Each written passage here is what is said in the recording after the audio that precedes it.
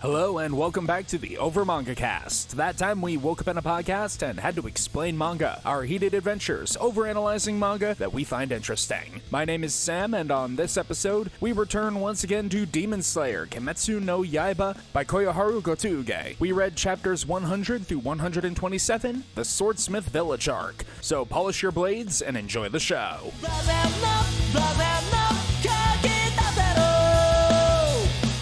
Hello folks, and welcome to the Over Manga Cast. My name is Sam, and as always here at the top of the show, we talk about our familiarity with the franchise we read this week. I gotta admit, I've not done much with Demon Slayer since last time. I've just I watched Mugen Train, and that was good enough for me. That's not even the arc we read last, Sam. I know, but yeah, that's basically it for me. I haven't done much except this reading and, the last arc we read. So, Matt, how about you?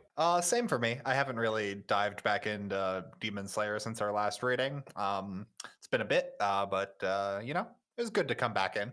Mm-hmm. And Jay? Sure. So, unfortunately, no further reading or watching on my part, but I have bought some new merch and some new art. So that's about it. Hell yeah. And Jacob. Adulting sucks and I want more time. No. That's basically the entire world whenever I ask for understanding. So, fortunately, we have fictional worlds to escape into occasionally. This is not an isekai. I just want to point out, have you guys just tried succeeding? yes. Oh.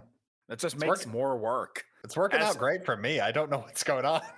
Just succeeding creates more work, as emphasized by Tanjiro, who wakes up from his 2-month coma after the last adventure and is immediately sent on a new job. Someone should really contact his HR department. That's ridiculous. They're running them ragged.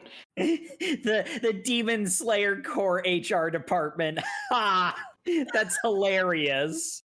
Like, their HR department is their leader getting mildly sad that he's sending so many children to their deaths. Yes, he is 100% aware, by the way, that he's like, I hate that I have to send kids to their deaths, but we really don't have here's the thing, I wouldn't go that far. He's just sad he has to do it. He doesn't hate doing it.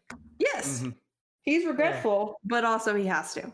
But yeah, after the epic battle in the entertainment district, Zenitsu and Inosuke woke up a while back. Zenitsu was also sent on another mission. Inosuke stuck around long enough to crawl on a ceiling and greet Tanjiro's return to the land of the living. Also, they made what happened with Inosuke at the end of the entertainment district arc canon because the doctor said they didn't know what to do about it. He was so horribly poisoned that they just basically left him to die, and somehow he recovered and is now indestructible. Well, the thing me and Jacob were both like, I really hope this is Inosuke just being dumb. Nope. Yeah, which is emphasized by during the chaos of Tanjiro waking up and Inosuke being like, "You're awake now, and I woke up before you. That means I'm stronger than you." Yep, you sure are really great, Inosuke. You're damn right. Several of the butterfly girls are trying to get him to calm down because it's like, you're not fully healed yet. The doctor said that the poison doesn't work too well on you, but that also means medicine doesn't work too well on you. And I'm like, what? Inosuke is built so differently, he literally can't be harmed or healed. He is just Inosuke. Substances. I mean, it makes sense that, medicines would also not affect, because that basically means he's impenetrable to being affected by substances. I wonder if he can even get drunk. Like some people are impervious to alcohol. Yeah. The comparison to a honey badger is quite apt, both in terms of his resistance to poisonous things and also Inosuke's personality. Inosuke don't give a fuck. Mm-hmm. He do not. But yeah, we're really stretching out this one chapter of just shenanigans in the hospital.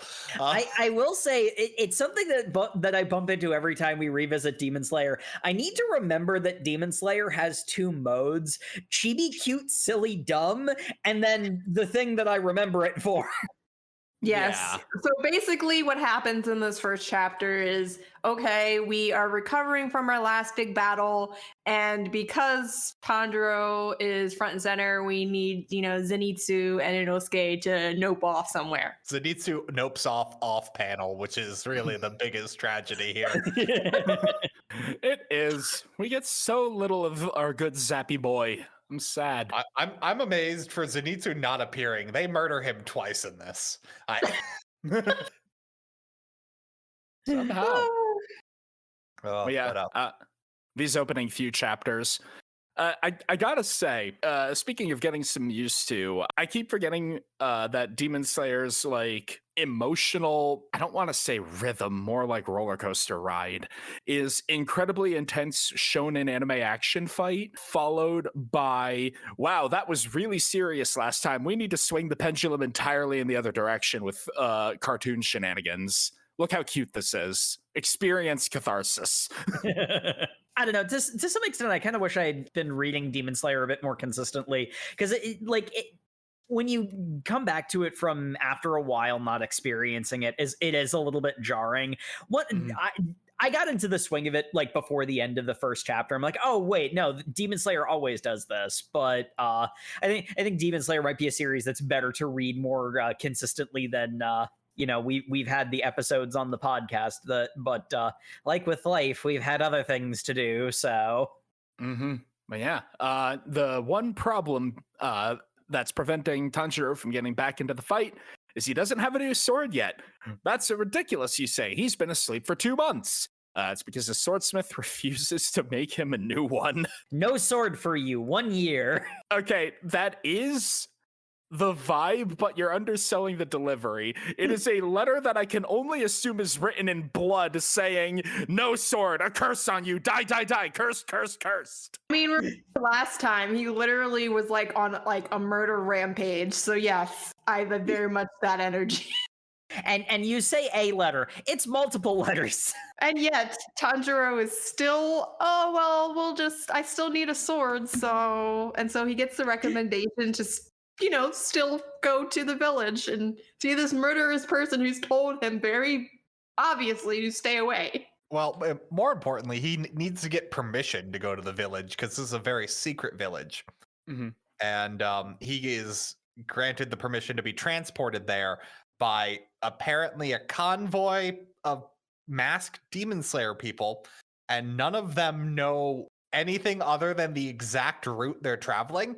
And Tanjiro has to have his eyes and ears blindfolded and gagged, and then also nose plugs because he's magic. He's got his magic nose. So that he can't possibly know where he's going. And they spend so long explaining this incredibly convoluted plan. And then at the end, I'm just like, but wouldn't the last person in line still know where the location is? Not if they don't know where they're starting from. But they do. The last courier. If they were transported to their location in the same way and it's some middle of nowhere forest or something. Oh my god, I did not even consider the couriers are transporting other couriers. Man, what a completely foolproof method they've decided so that no one will ever discover this village. It sure is good that nothing bad is going to happen to the village. Oh my god. We have to go through such extreme measures to keep the Swordsmith Village hidden. After all, this is the only way that we can get Nichiren's swords, the one way to destroy the demons. And the swordsmiths are smiths. They're not warriors. They couldn't protect themselves. Man, Sam, you really need a giant asterisk on the one way to destroy demons. Yeah. Yeah. That's a subject for later. I do like how that is kind of lampshaded in this reading. We'll get to that a little bit later. Yeah. It's kind of infuriating too, but yeah, we'll talk about that later. I've got some thoughts about the progression of the demon moons, but again, coming up later. So anyway, we make it to the Swordsmith Village. Tanjiro is the goodest of good boys and thanks all his couriers, and they all think he's such a sweet passenger, and they love him even more for it. And I'm like, please gag me with a spoon. He's so sweet and so considerate. Last arc, they were better about it. And then the beginning of this arc, they dive back into, look at the next coming of Christ, that is Tanjiro. He's the goodest boy. He is. He's just the goodest. It's boy. okay because they do something with Tanjiro I really like.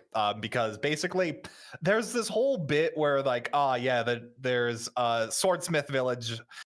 We got to go meet the king of the swords, or the chief of the swordsmiths. He's the tiniest and thus the most important. They all wear their crazy masks, so I do not have any idea how to differentiate any of them. They have different names. They are differentiated by size, and even then, some of them are children, and then they get drawn in the sketchy chibi manner, and I'm just like, who? And they're all given names too, which makes me kind of feel bad because I'm like, do I need to remember this one's name? No. But how do I know about the difference between this one and this one? I don't remember any of their names. I got handed 5 of them at the They're- beginning all at once, and I'm like, I'm done. They're all given first and last names. Mhm. I don't know. There's like there are 2 of the no, 3 of them. There are 3 of them that are actually important. Anyway, the main point of this is what it turns out is that the Swordsmith Village, while being the village of swordsmiths and where they are like really good at making Nichiren swords, is also the home of a revitalizing hot. So they're like, hey, you're still feeling a little sick. How about you go take a dip in our hot spring? I don't think it has magical healing properties. I think it just has normal being a hot spring properties. So it's literally they just went to a hot spring. Hey Matt, I've seen our other episodes. It is magic. Yeah. No, it's magic in other series. I think in this it's literally just a hot spring. I have a feeling that if Tanjiro stayed in the hot spring long enough, he would get transported into modern Japan. No, modern Italy. Modern Italy. Oh, Oh, I'd read that. me too. Of course, we have to. And this gets to my problem with the Demon Slayer. Like before, in previous episodes, I was just like, yeah, radical action, fun characters. Whoa, I can look past these flaws. And by this point, I'm just like, this is getting kind of. By this point, I'm like, this is grating. Even me, the man who will accept most things, this is grating. We have the chapter end of You Should Go to the Hot Springs. Cut to the hot springs where Mitsuri Tenroji, which is close to Tanjiro, and it got this manga and similar sounding names. But You've never met 2 Chris's in your life? well, I know like 5 Matts, including you, so 5. You're playing on easy mode. People have similar names in the real world. How dare you say that everyone needs unique names? either way, we have Mitsuri the Love Hashira here, and we end the chapter with her being sexy and naked in the hot spring. Yeah. And it's like, okay, we're gonna get shenanigans with her, whatever. Next chapter, she's fully clothed, crying about something and running away. And I'm like, when did this happen? Where is time? Where is space? It's not important. She's obviously crying because she was disturbed that someone did not, talk to her. Well, no, it's because Genya's there, right? Yeah.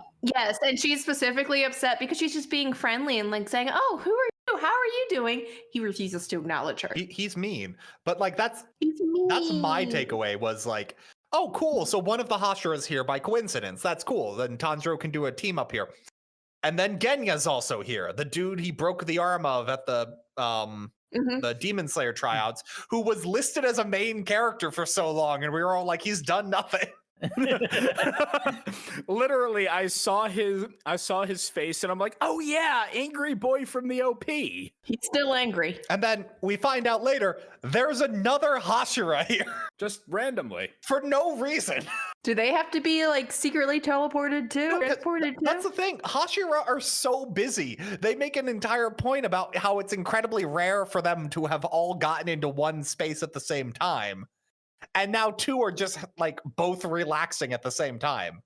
Tanjiro does have an incredible knack for randomly running into them. Literally, the impetus of the plot involves him running into a Hashira. That's that protagonist power. Yeah.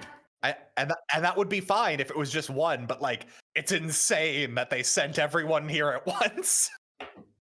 Did all the Hashira gathered when at the end of Demon Train though? Because One of them Hashira- died, which is another Yeah. incredibly rare thing. Well, Hashira die all the time. I mean, not as frequently as their underlings do, but yes. Yeah. I haven't seen the underlings in like a million chapters. So Yeah. The underlings get slaughtered like literally every chapter, though. do whenever they? There's like, literally just the Hashira and Tanjiro and his crew. in this arc, but in other instances, including Demon Train, like the underlings just get slaughtered. Fair. They're there to be cannon fodder. The implausibility of the location of lore NPCs aside, Honestly, that didn't really click to me as a problem because Miss Hashira was there for a very specific reason. yeah, your boy Muichiro Tokito. I'm just gonna call him Tokito because that's easier. That's easier to remember. He is bullying one of the swordsmiths, being like, give me the thing. I will never give you the thing. Give me the thing. No, even if you torture me, I won't give you the thing. Okay, I'm just gonna kick the hell out of you and take the thing from you while you're unconscious. And then Tanjiro does the good boy thing. Does not ask what the thing is either. So this entire fight, I've just been like, man, they're just dancing around what this thing is. How weird. Demon Slayer is withholding exposition. The last two chapters wasn't. It's a key of some kind. That's all we really know. Well, we find that out at the end of the conversation. Mm-hmm. If you want to call it a conversation. It's more of a conversation than he had with Mitsuri. Yeah, she ran down the trail crying. Tanjiro's like, "Your tits are gonna fall out of your shirt." Considerate.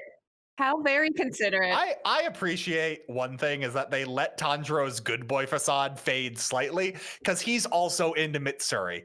And I was at least happy with that because she's like, the only reason I wanted to join the Demon Slayer Corps was so I could find a strong husband. And she then talks over Tanjiro going like, well, you know, if you want a strong person, I was thinking about becoming a Hashira. Yeah, Hashira. I know it's really hard work and I might not be able to do it, but you know, I might be. And she's just not listening to him. One of my favorite visual gags is at one point Mitsuri and Tanjiro are talking. Tanjiro's like bringing food to somebody because good boy. You know, she leans in all conspiratorial and whispers something in his ear and then leaves. And he lifts the tray over his head so the spray of blood from his nose doesn't get on it.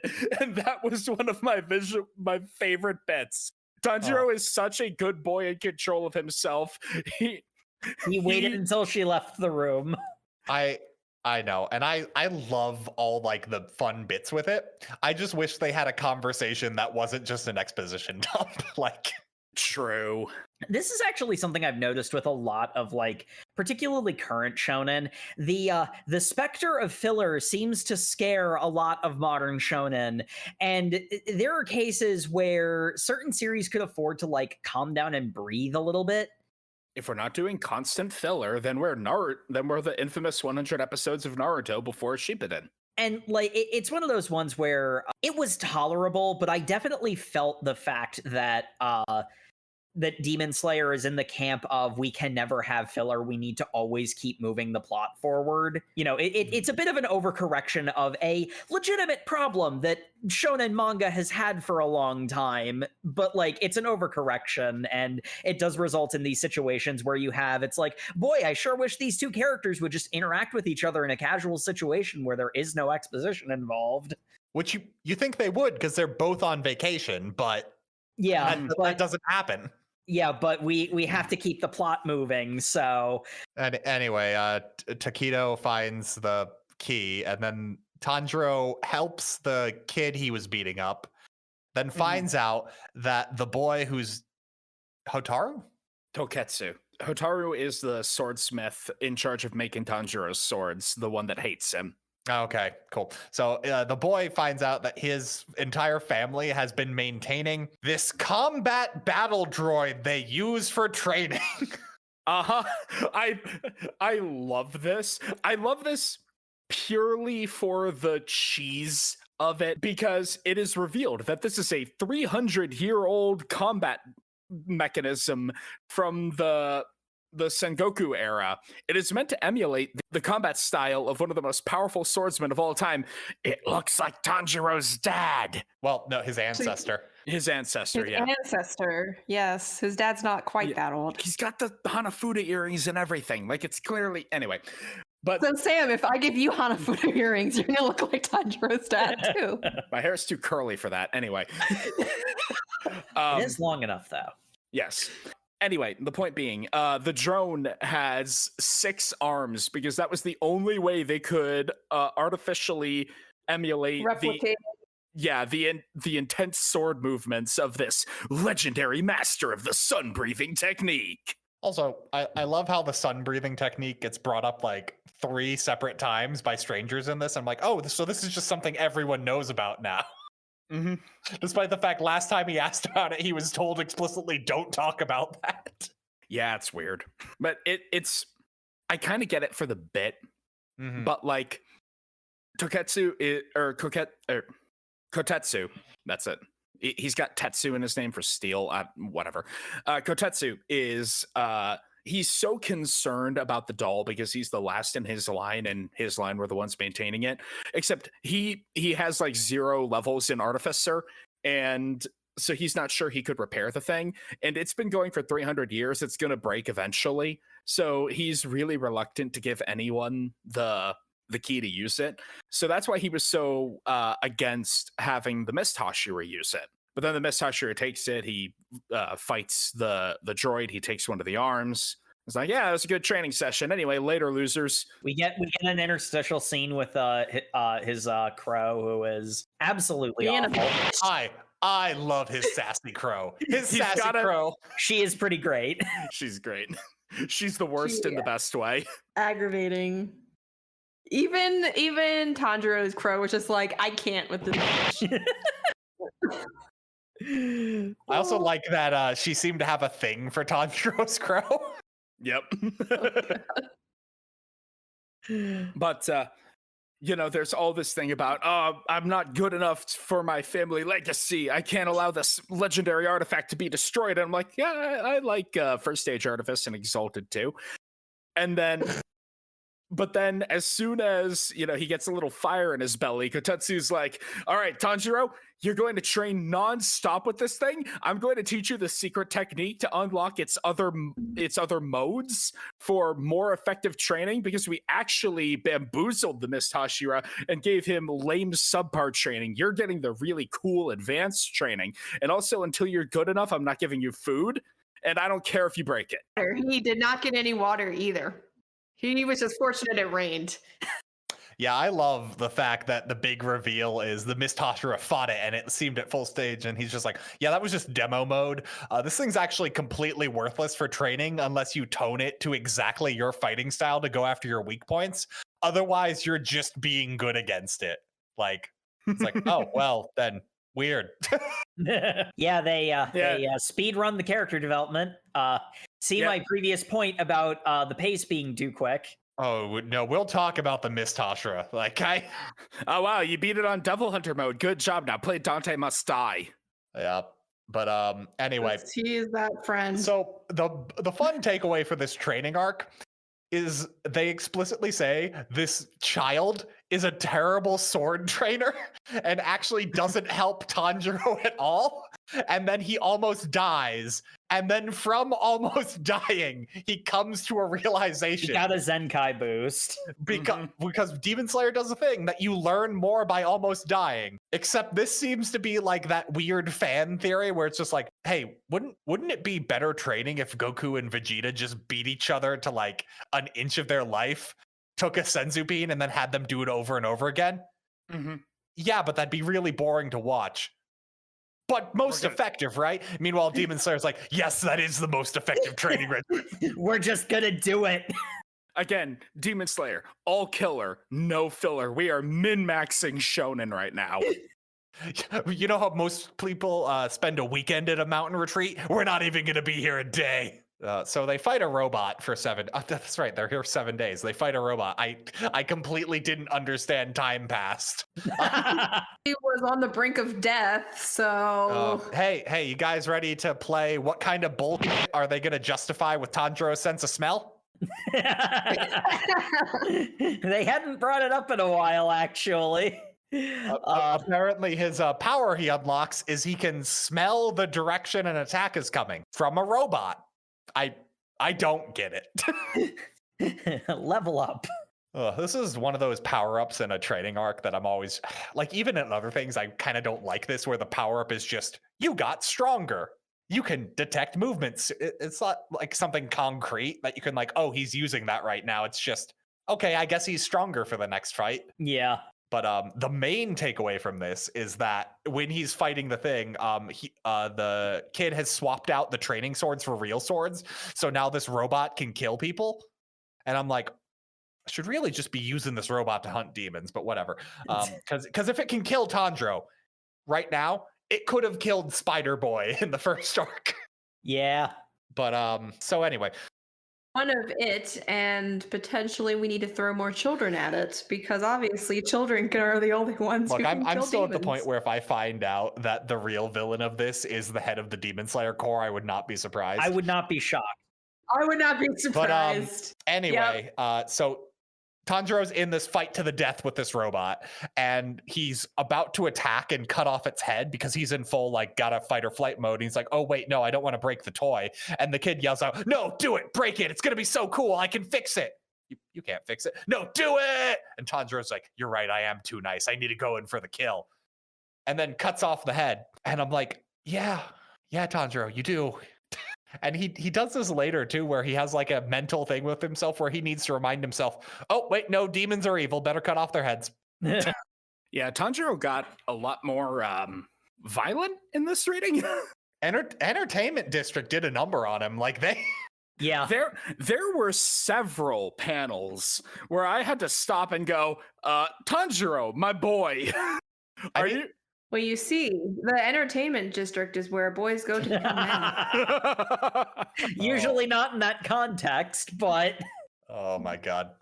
Turns out the entire robot was built around a sword. Which is, again, I love this entire robot plotline for how stupid and cheesy it is. This is the dumbest thing they could have done, and I love it.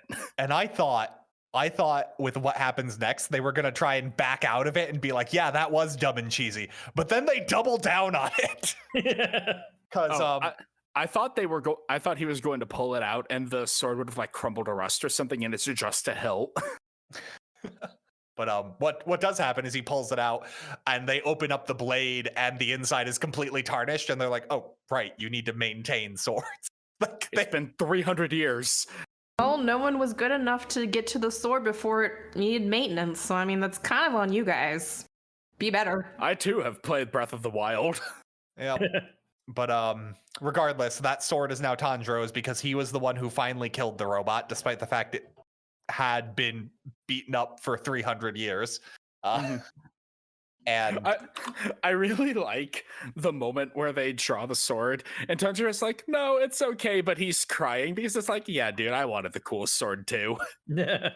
So what happens is Tanjiro has to talk with Hotaru to like get his swords replaced, and then they're like, well, no, just fix this sword. And they're like, that is a really good sword. You know what? I'm gonna do the secret polishing technique of my family. It's going to take 3 days and nights to polish. And I'm like, you know, look at Demon Slayer, sure, why not? Hotaru walking in with the Dr. Livesley walk, just the Giga Chad music playing in the background, because he is shirtless, he is buff, he poses up. Oh, we completely skipped over my favorite part where the head of the Swordsmith Village, Tanjiro is talking about like, yeah, no, I'm sorry, I keep breaking my swords, I realize. And the chief cuts him off like, no, your swordsmith should just make better swords. If he's making swords that breaks, he's literally failing at his job. And Tanjiro's like, no, he's trying his best. Like, no, he's failing at his job. I get to decide this. I'm his boss. And Tanjiro's like, well, okay. That was very mean. That's another one of those cases where it shows that Tanjiro's, all-time goodest boy nature isn't always the right thing. Because it's like, I consider Tanjiro to be a very aspirational character. Like, I want to be like Tanjiro. But it does show that a character this extreme has some pretty severe weaknesses that he also has to deal with. Because, like, no, the swords are breaking not just because of the things you're doing, they're just like the express purpose of the swords is to be used the way you're using them. If they're breaking whatever you did, whatever you may or may not have done wrong, it is also the responsibility of the swordsmith to make a sword strong enough that they can do the job. You guys remember when Nichiren swords had to be made by iron you found because the color they wore said something about your spirit? Yes. They don't care about that at all. No, that plot point has been dropped entirely. Well, we get the animus system at one point with the inherited memories. Oh yeah, that's when Tanjiro's saying like, "Hey, that looks like my memory of my ancestor." It's like, "Oh well, you must have you have a genetic lineage of memory." Like, and I'm just like, I really don't like the implication this passes down, because it's just like, yeah, like if your family were all woodcutters, that means you're intrinsically better at being a woodcutter, and you should only be a woodcutter. And I'm like, oh, cool. So there's just an inbuilt class system. Good. Just genetically defining your role. I mean, there are other series in which there's references like to ancestry and there being like callback genetics and all that stuff. You know, let's not pretend I have it, obsessed about you. That's at least demon nonsense. This is just humans have the power to like pass skill levels down. Yes. Look, Fire Emblem Engage is recent enough that I can just say this is genealogy of the Holy War. Honestly, especially considering how particularly this arc treats the Hashira, the way I read it is that, like, it's that element of like, what is it better to have talent or be hardworking? And it's like really the best option is both, but hard work can overcome natural talent, sort of thing. Like it's a very standard shonen sort of thing where it's like you've got this foot in the door. There are series that are way worse about this exact sort of thing. So yeah, no, like if we wanted to find a weird eugenics manga, they exist. But like, yeah, they're out there.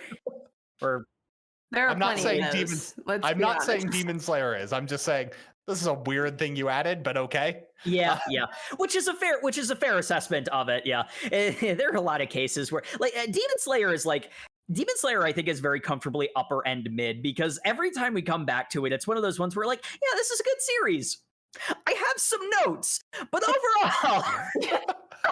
It really is a series I really love doing for the podcast, because there's so much you can talk about, and it's not just that was really cool. That was really cool, but what?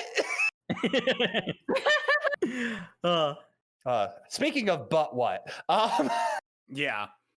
So the sword gets handed over to Hotaru to polish for 3 days and 3 nights.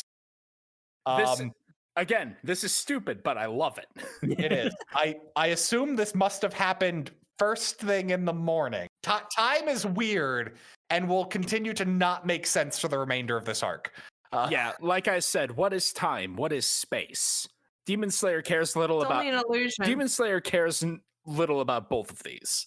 The important bit being that Tanjiro is, I guess, trying to have like dinner with Genya. Who is very not okay with this. Yeah. Also, Nezuko is here. Yep. She being cute. Cute little baby. Cute. Nezuko does a lot of cute things. She's got a lot of fun things with Mitsuri when she's just doing her exposition dump the entire time she's playing with a baby Nezuko, because apparently Nezuko just wanted to be mothered.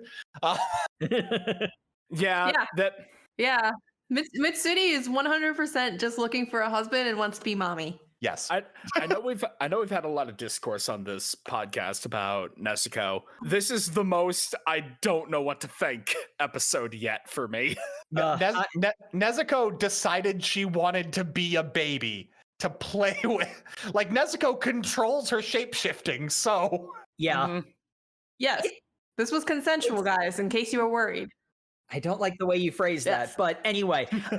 Yeah, no, this is very much the case where it's like I got vibes of some of my earlier complaints about Demon Slayer infantilizing Nezuko, but like she's she's had so much like character development over the course of the series. It's one of those ones where it's like she's doing this because she just wants to, mess around and do a fun thing. So Consensually. please stop.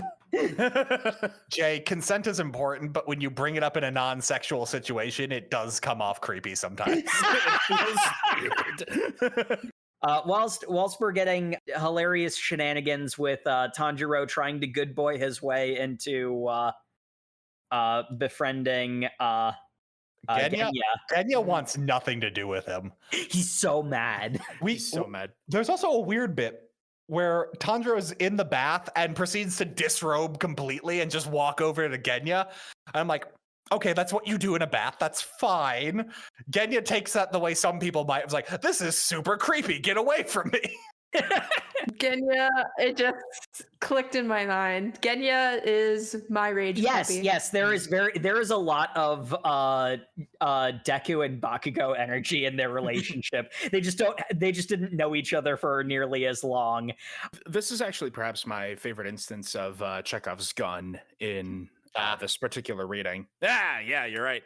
But when Tanjiro was going into the bath with Genya, there was a tooth thrown away, and we see Genya missing a tooth.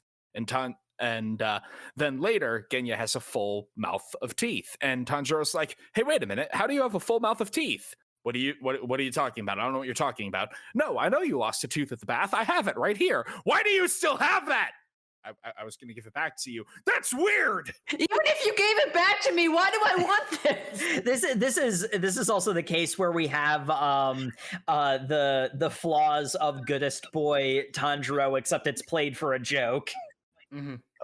Meanwhile, the One Piece fan over here is just like, yeah, Genya he's in a hot spring. He drank some milk. He got his teeth back. Yeah.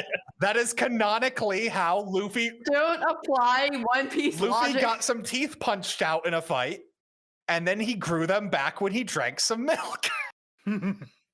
Children, drink your milk. You'll grow your teeth back. Oh, that was a fun gag until they made it a different thing. Look, do you want to grow up short like Ed Elric?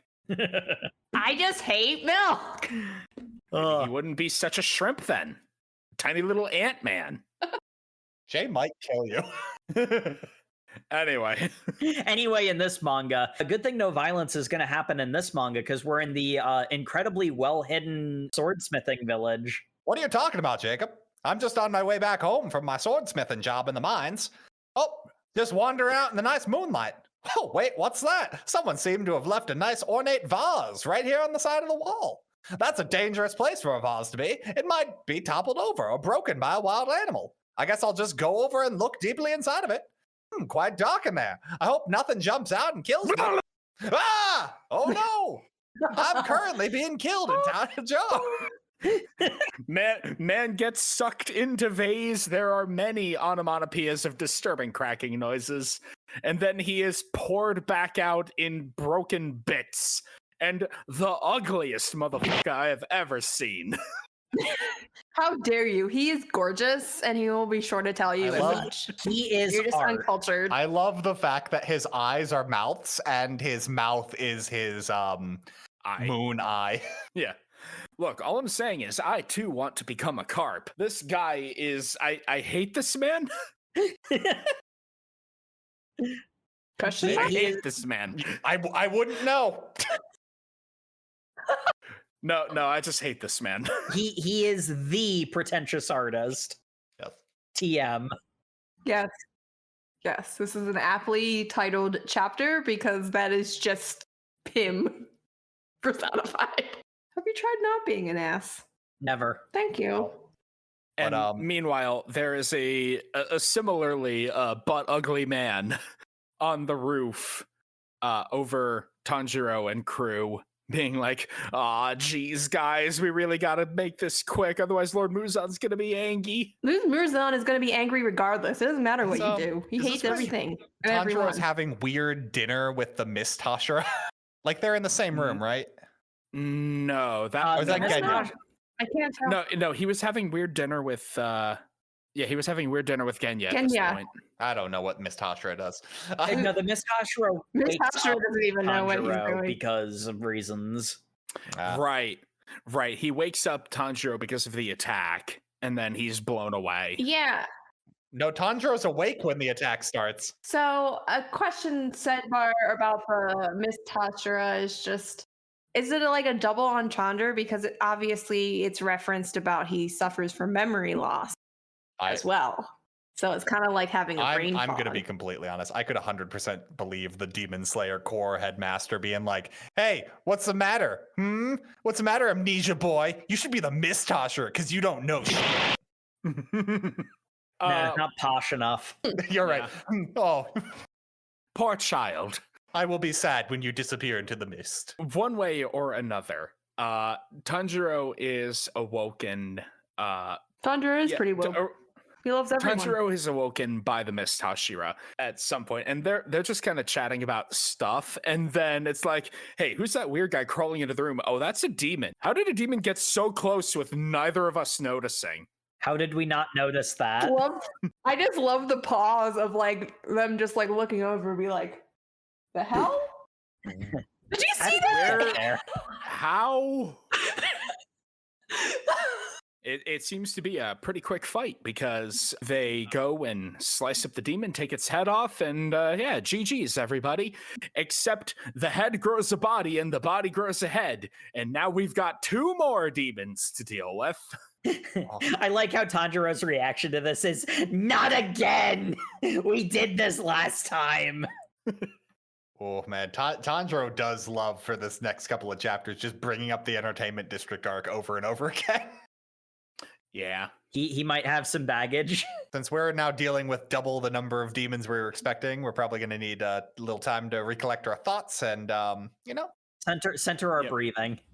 Yeah, we need... Center our breathing. We need to resume our total concentration, so we'll be back right after this.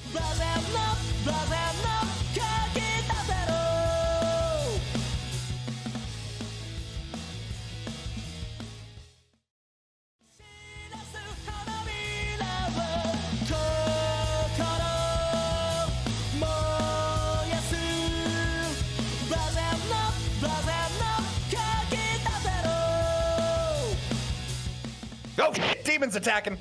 What? Demons! Demons attacking!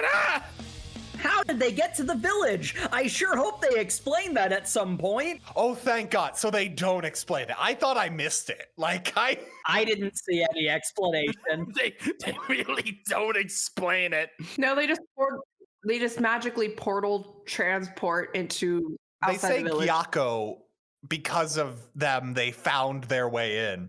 They don't explain how Gyaku found it. No. Mm-hmm. No, they don't. Okay. At least not as far as I saw. Look, I entirely believe that if Muzan found the location of basically his arch nemesis's weapon depot, he would send 2 of his biggest dudes there. I believe that. I just need to know how he found the fucking weapon depot. He intercepted one of the transporters. He literally found the last he found the last person. And the flaw I pointed out that the last person just knows where it is. Damn it. Yes, that. I knew they needed to sacrifice that last person on the altar. It's okay. They explained the way to get to the leader's mansion is even more convoluted and complicated. And I'm like, wait, no, I didn't. I thought it wasn't convoluted and complicated. I thought he just had a perimeter of the anti-demon flowers. Is it also hidden? Yes. Okay. I will say this: we've been making fun of this plot point. It does sell that the 2 demons that are here are major threats. Mm-hmm. Like, because I think we should be fair to Demon Slayer, because as much as we've been joking about the sort of like semi-plot, not really a plot hole, but really more of a plot divot of this whole shenaniganery, it does establish that these 2 upper rank Kizuki are like major. Yeah, like they are big boys. They are here to play. The first guy came onto the scene, killed 5 people inside his hut, and then the other one snuck up on a Hashira and basically a Hashira. A Hashira and the main character. Yeah. You don't sneak up on the protagonist. That always just goes bad for you guys. Like, if honestly, if I had to give some recommendation, don't sneak up on the protagonist. Don't go near the protag at all if you're a villain, but unfortunately that's part of the job description. So the fight ensues. the fight ensues, and this is where we get into simultaneously one of my favorite and most aggravating things about Demon Slayer. I don't know, maybe this is just a personal taste thing, but it's established pretty early on that the two ways you kill a demon is you either expose them to sunlight or you cut off their head with the Nichiren sword. And we have had many instances where cutting off the head is just not good enough, to the point where even Tanjiro is like, okay, is there ever a point where the head isn't the weak spot or the neck isn't the weak spot? And The neck or the neck. head? And Specifically Yeah. the neck. and as much as I appreciate the creativity, the inherent creativity that comes with, okay, we have this glaring weak point, but we still need to make our bosses threatening. So let's come up with creative powers for them. That's good. I like that. The problem I have is that it has the energy of a dungeon master desperately trying to outpace the power growth of his players. Wondering why they double dipped into because Tanjiro himself says they're double dipping in that the guy they're fighting, they cut off his head, but then two more grew in its place. Mhm. And Tanjiro goes, "Oh, well, I just fought a demon that was exactly like this. It was two demons in one, and when they head got cut off, it was actually just their bodies splitting. So we got to kill all of them simultaneously. Oh, there's more than two. There's four. Well, crap. This is going to be difficult." And like Tanjiro keeps going on about this, and I'm like, Tanjiro, please stop talking about the entertainment district arc. It makes this fight seem really generic. I mean, it was one of his most formative experiences to date. Sure, but like from a reader's point of view, I'm just saying from a man's point of view, from what I've heard. I mean, you know what? Okay. But also, I'm going to just say this right here. I think when you have an art style like Demon Slayer, it's a very brave choice to decide to have 5 separate people fight 5 separate demons all at once, and then give all 5 demons the same face. Because they're all clones. But that meant I had no idea who was fighting anybody at any point during this first part. One of them is wearing a shirt, which was the only way I knew. We have I can't decide if it's just like from extreme laziness. we have Well- fan man, we have staff boy, we have Birdman, who is just Sambate. We have We don't have all 5 in the same I'm sorry, picture, Sam. Can you right? not remember who the 4th one is? You No. would think he was in majority of the fights against one of the characters, I guess. Why can't you remember what his gimmick was? Look, all I remember is Nezuko versus Staffman, which was metal. I remember Tanjiro versus Birdman and Genya shooting the fuck out of Fan Man. Because Genya's got a gun. Kenya's got a gun. Your demon magic won't work here. I cast gun. I love how this brings up the thing I bring up in like a lot of like superpowered manga and stuff. I'm just like, man, one character having a gun really just makes a lot of these powers worthless. I love so much. For one, he's got a gun. Love the fact he just pulls it out. Everyone's freaking out over swords and making sure they're like, how are we supposed to decapitate them? Pulls out Am I gun. to understand it's shooting Nichiren steel bullets? Is what it seems to be. That's what I presume. Yes, gotta have that steel in there. Because Tanjiro says it smells like a Nichiren sword. I just want to point out, we see this gun wielded by someone who is, spoiler alert, explicitly untalented, does major damage to a significant demon. Mhm. Maybe, just maybe, we should be mass producing those guns. We need to arm all of the children with guns, Matt. As an American, I see nothing wrong with that statement. I am distinctly reminded of a segment in The Legend of Drizzt where Drizzt learns about guns and is like, man, it's kind of fucked up that a swordsman can train all his life and then just some farmer with a gun can kill him. And that's supposed to be a meditation on how guns are too dangerous. And I'm just like, nah, Drizzt, that just means that like that's a playing field He has more leveler. time. He doesn't have to worry about training. He can go back to doing farm stuff. I know, why should people who work hard be rewarded? Everyone should get equal pay. Well, and I mean, not for nothing, this is very much the case where the reason why guns became the more common weapon on a battlefield.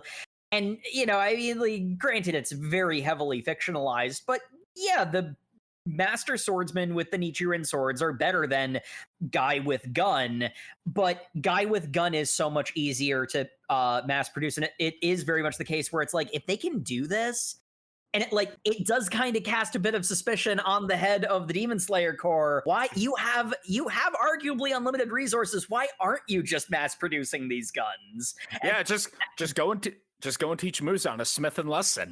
Especially Jacob, because the one problem we know the Demon Slayer Corps is facing is that training Demon Slayers takes too long. If only they had a way to do it easier. Like, yeah, pointy end go another man. But what if blammy end go at head? That's just easier. So here's the problem. The amount we've talked about the implications Genya having a gun appears is more times than the gun shows up. Yeah. So and I mean, to be fair, I think, it's one of those cases where, this feels intentional, because if you did just arm a bunch of farmers with guns with Nichiren bullets, I don't think they'd be able to stop the Demon Scourge on their own. But it is very much the case where it's like, if this is an option, it should be more on the table than it appears to be. And that feels like a hint at the perhaps fuller intentions of the head of the Demon Slayer Corps, as opposed to a mistake. Excuse me, Jacob, as the head of the Demon Slayer Corps, your idea sounds dumb. I'd rather just make a sword out of a metal ribbon and give it to a girl with a uniform 2 sizes too small. We could just give her a normal uniform, but we don't, because we like it better. Out here looking like Ivy Valentine. Come on, man. Also, Mitsuri left, but she comes back, so she's not in this part of the fight. Yeah, well, we'll get to her looking all Soul Calibur later. Yeah. The point being, Genya, not only does he have a fucking gun, but he gets stabbed with a cross spear through the gut, but that doesn't kill him. And it's implied for a very long time that he is a demon like Nezuko, except it's revealed. And I actually appreciate how long they fake us out on this, because it's revealed later that he just sucks ass at all the Demon Slayer tech. So he eats demon flesh as steroids to temporarily gain their powers. And don't worry, audience. Unlike the gun, the mangaka decides to have long exposition panels about why this isn't mass producible and is only doable by him because he has special magic organs. Right. Okay. I don't know why the fucking exposition boxes in this section are my bane, like they are every time we read Demon Slayer. Yeah, because it's oh yeah. If you just glance at it, it's like, oh yeah, eating demon flesh gives you demon powers. That's pretty cool. That makes could sense. That makes sense. But it's like, this would be too much for most people. But no, Genya actually has a preternaturally powerful jaw and super strong teeth, and also special digestive organs that let him process demon flesh. And I'm like, what? So the Demon Slayer Corps is just the X-Men now. Yes. Except we gave the guy who can turn into a werewolf a gun. Yeah, that sounds like a good idea, right? So we gave Wolverine. I just realized I described my mask character. This is less of a dumb idea than I thought. So yes, the Demon Slayer Corps is just the X-Men. I mean, that makes sense, right? Sure, why not? Considering we started this series and everyone was a lot more human, it's disappointing to get to this point, but we're here now, so... There is the argument of the Demon Slayer, this is an overtly supernatural world, and the Demon Slayer Corps would attract weirdos, but it is also the case where it's that used to mean it would attract people who, human people who were weird, whereas now it's just, the X-Men. Yeah. It's sort of similar to the thing with Hiroaka, where it's there's a very strong argument to be made that I don't disagree with, that you don't have to give Deku a quirk. You don't have to contrive a reason for him to have a superpower, and that kind of applies to Demon Slayer too. Because honestly, one of Demon Slayer's claims to fame earlier on was the fact that the humans were, they didn't have the natural shonen superpower durability. That was the reason why we had such a problem with Inosuke surviving all that he did. And I mean, not for nothing, granted the over explanation being a problem, but not for nothing, but like Genya actually like keeping like constantly getting back up and the sort of fake out of it's like, is he like Nezuko? Like that was well done. Like I like it, it really invested me in like, how is he doing that? Like, is he that much of a determinator, or is there something more here? And it turned out it was a little of column A, little of column B. Yeah, that one was fine.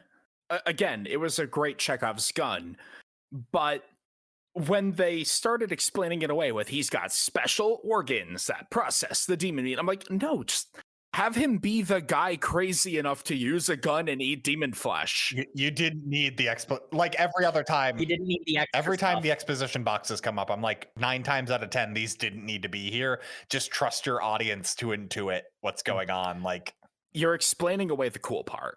Well, there is also the factor of, I think, Matt, you just pointed out why the boxes are there.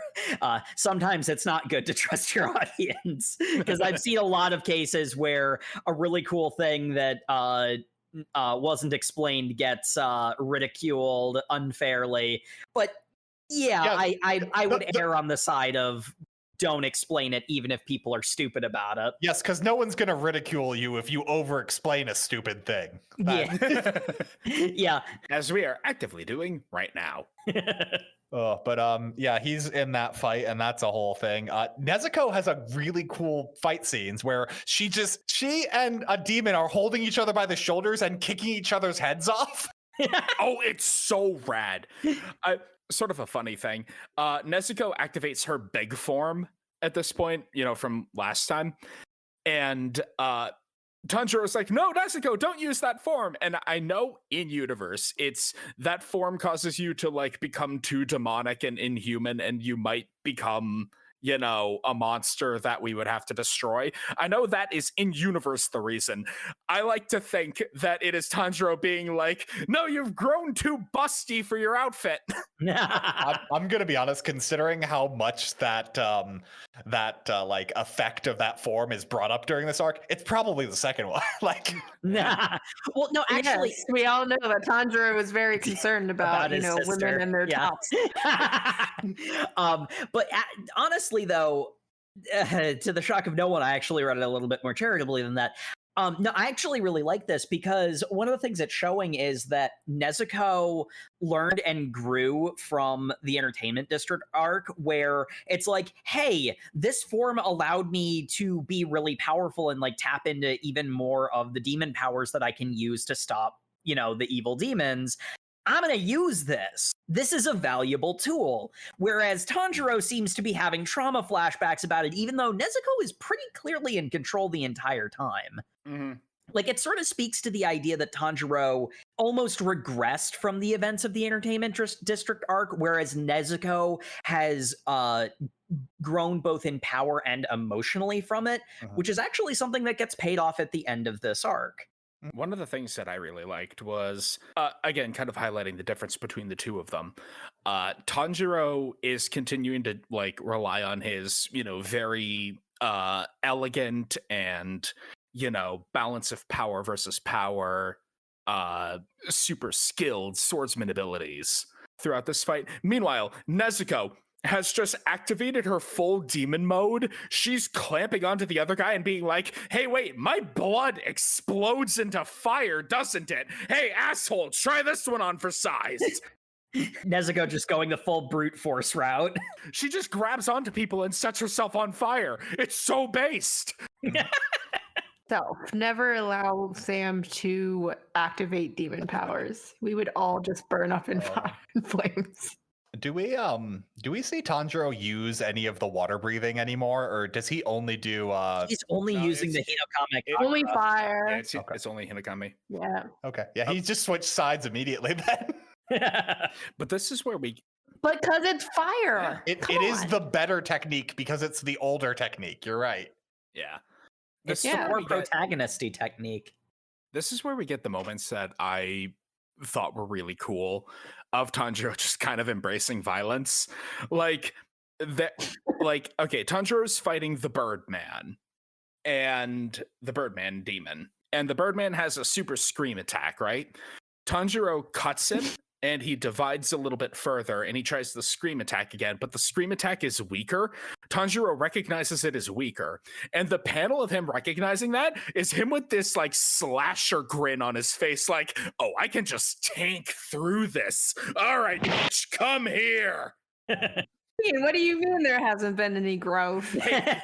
Ha! I have slashed your chest open. Revel in the spray of blood. You first. Yeah, I was gonna mention the you first, because and I mean, like, again, I mentioned Tanjiro regressing a little bit in the entertainment district arc. Growth isn't necessarily linear, either forward or backward, and I think that this is in this sort of funnier, lighthearted bits, Tanjiro becomes a very like extreme, like comedically one-note character. But here we see a more like full and complete expression of Tanjiro's character as, he's the nice guy pushed too far at this point.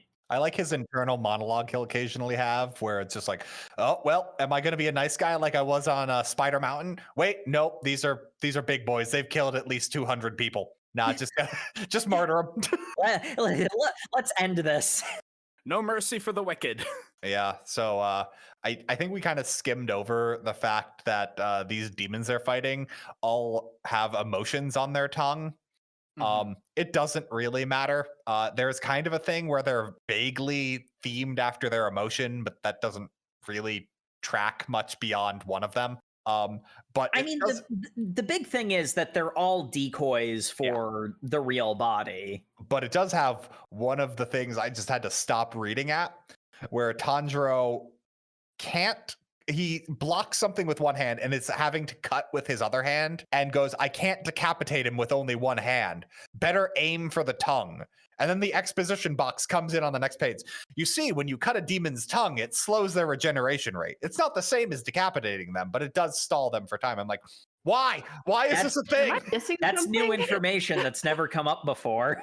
It sure is convenient that it happened right. It didn't need to happen, though. You're just... He could have just beat the crap out of the demon and it regenerated slowly because Tanjiro hit it that hard. And I think it's referring only to this specific demon because it's the only one that has the freaking tongue symbol on it. They all have the tongue symbol on it. It's where they have their emotion. Mm-hmm. Yeah. They all meaning this particular Kiseki. Because again, these 6 demons they're fighting are all the same guy with the same face. Mm-hmm. Until they fuse together into a younger form of the same face. They fuse together into the demon of hatred, and I'm going to do nothing but make Sekiro jokes from this point forward. As you should. I don't even know if this because there are 2 fights coming along side by side here. I don't know when we swap over from one to the Mist Demon guy, because his fight stops halfway through. Because Mist Hashira is going off on his own because he's just like, okay, I'm not saving any of the villagers. We gotta do what's practical because that's my entire character motivation. I don't care who I hurt as long as I'm doing the greater good. So super practical. Tanjiro smelled me. I'm not malicious. I'm just very utilitarian. So I gotta save the chief and grab as many swords as I can. Whoa, wait, that little boy's being hurt by a demon.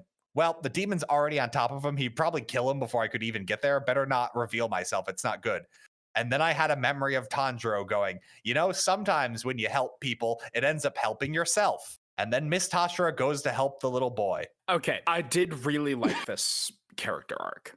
Oh, okay. I did not like this character arc, so I think we're on different sides here. I believe so. What I liked this, not so much for the quality of the writing, but for the generally optimistic output, because Miss Hashira Tokito, at several points, it's been expressed that his spaciness is him trying to remember things that he doesn't. He's got a misty memory. He doesn't remember his past, whatever. Tragic backstory. Where? And then as he is put in increasingly intense situations, he's being given memories. They're all manifesting as Tanjiro with his raw good boyness, but Tokito's always like, no, Tanjiro didn't say that. I would remember if he said that. I remember these words. I remember this vibe. where did this actually come from? This is the case where Tanjiro is metaphorically representing someone's conscience, and the text box don't pop up and say it's literal. Yay! Yeah, yay. What is eventually revealed, because Miss Hashira Tokito, he goes in to try to help. You know, he saves Kotetsu, and Jarfish Demon is like, how dare you get in the way of my art? I'm going to trap you in a water vase now so you drown. I will now leave. Goodbye. I'm so evil. Wahahaha. Yeah, that's basically it. Yep. Yeah. So Tokito is unable to break out of the vase of water, and he's going to drown. Kotetsu goes in to save him, and experiencing the selfless kindness of another person awakens his repressed memories, because Tokito, he was one of a pair of twins. His mother and father, being such kind-hearted, generous souls, basically good boyed themselves to death. His mother refused to accept her own sickness and continued to work for the benefit of her family, and to the point that the sickness overwhelmed and killed her. Their father was so dedicated to finding a cure for her illness that he went out in dangerous conditions and slipped and fell off a cliff. All of this led to the point of his twin brother being like, generosity is weakness. If you are a kind-hearted person, you're just going to get yourself killed. I will quash any attempts at good boyness in my brother in order to protect him. And he became a real asshole. Yes, because the brother's the villain in this story. Yeah, so I'm not saying the brother was wrong for his... No, these parents got themselves killed and left their 10-year-old children to fend for themselves. Honestly, that's okay. So I'll chime in my opinion of this, because I almost think I'm kind of halfway between the two of you, where I like the core idea of this, because in a lot of ways, it doesn't take the easy way out and say that good boyness is always the right call, because the parents did screw up. There's no real ambiguity there. The truth of the matter is complicated, which is something that Tanjiro is slowly awakening to, as mentioned previously, with the way that he's been reacting recently since the previous arc. Or honestly, since Rengoku's death, truth be told. The thing that frustrates me is, boy, if we had more time to interact with this character and space this story over a longer period of time, it wouldn't come off as so rushed. Like, I think that it feels rushed, and that muddles what the point of it is. Because, you know, the point of, I think the point of what all this is being good is hard. And it's really easy when you see someone try to be good and fail to say, well, good is always the wrong choice, so never do it. But whilst, you know, throwing yourself off of a cliff for a lost cause is not the right thing to do, neither is completely foregoing goodness. But it's muddled in the delivery. I was about to say, the problem is they don't give time for that to be the moral. Because what the brother is saying is, we don't have the availability to help any people. That's actually the brother's entire plot line, is people without the ability to help others can't. And they're just going to get themselves killed if they try. And he's not wrong in that assessment. And that is the moral of the story. It's like I said, I don't like this for the quality of the writings so much as I like it for the overall. The thesis statement of this arc is that helping is only for people who are gifted enough to do so. Yeah, I don't like it. You know what? When you put it that way, I don't think I don't agree with that. How not? Yeah, I don't agree with that, because it basically shows, I mean, look at Genya and look at the Miss Hashira. The ideal behind, they were effectively powerless. They were very, well, mostly the Miss Hashira didn't believe he was worth I'm confused anything. how Genya's powerless. Because growing up, he didn't have breathing, he didn't have anything, and he's supposed to magically manifest becoming He a has Hashira. another magic power that's just as good, so it's not really powerless. And that's kind of the point that this is making. Because if you're powerless, seek a way you can help, because that ties into the swordsmiths. Yeah, that's kind of... See, but his brother was seeking a way he could help by taking care of him and his brother, and he's the villain of this. I So, don't think like- he's supposed to be the villain. I think he comes off as the villain because it's rushed. Yeah, that was at least my takeaway from it. I kind of took it as that wasn't the takeaway lesson. It was a lesson that was to be critiqued and deconstructed Here's the further. thing: the end of this whole arc with, as I'm saying, Mr. Hashira, this whole fight, he gets rescued by The kid. I forget his name. Kotetsu. He pierces a hole with a shard of a Nichiren sword and then breathes air into it that allows him to get his breathing back and cut through with his mist powers. You know what? I'm just in a tangent here because we're not going to have any other time other. Miss Tashira's swordsmith is the most bold with is this magic? Because man, that boy just make mist. But He does seem to disappear. Yeah, this is the most magic that the sword breathing has gotten. But and then he fights the jar guy. The jar guy. So his whole thing is he summons fish because fish are slimy and can't be easily cut by swords, which is cool. But then he turns into a fish. And I wanted to get to the end of the fight to like do the whole thing about why I think the whole plot line's kind of weird. But then I don't want to skim over how they turn the end into an insult battle that completely kills the serious tone of the fight. Yeah, I did not like that chapter. That I get what it's going for, but I don't think that chapter needed to be there. As much as I enjoyed Taquito talking the enemy for the raw talkiness of it, yeah. It killed the vibe they brought with these guys being bad boys. Like they do that with the other fight too. By the end, it's not. They really just kind of fumble it.